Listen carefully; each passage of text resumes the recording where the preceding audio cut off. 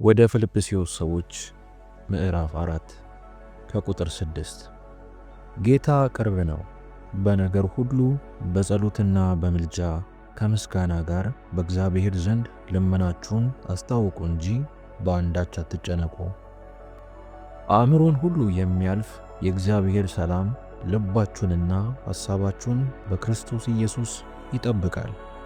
በቀረውስ ወንድሞች ሆይ እውነተኛ የሆነውን ነገር ሁሉ፣ ጭምትነት ያለበትን ነገር ሁሉ፣ ጽድቅ የሆነውን ነገር ሁሉ፣ ንጹሕ የሆነውን ነገር ሁሉ፣ ፍቅር ያለበትን ነገር ሁሉ፣ መልካም ወሬ ያለበትን ነገር ሁሉ፣ በጎነትም ቢሆን ምስጋናም ቢሆን እነዚህን አስቡ።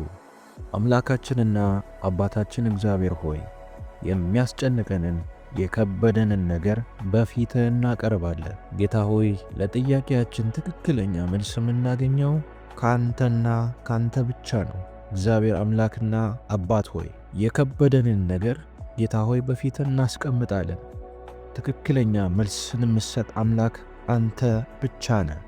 እግዚአብሔር አምላክና አባቴ ሆይ ለወንድምና ለእህቶቼ ጸልያለሁ። በአሁኑ ሰዓት በተለያየ አይነት መከራ ውስጥ እያለፉ ላሉ ወንድምና እህቶቼ ጸልያለሁ።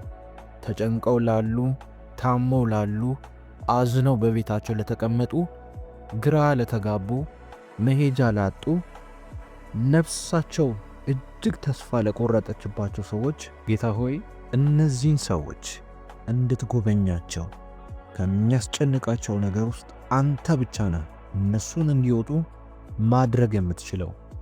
እግዚአብሔር አምላክና አባቴ ሆይ በኢየሱስ ስም ጸልያለሁ። መለኮታዊ የሆነው ጉብኝት፣ መለኮታዊ የሆነው እጅ እንዲዘረጋ በጌታ በኢየሱስ ስም ጸልያለሁ። ይህን ስለምታደርግ አመሰግናለሁ። ክብር ሁሉ ምስጋና ሁሉ ካንተ ይገባሃል።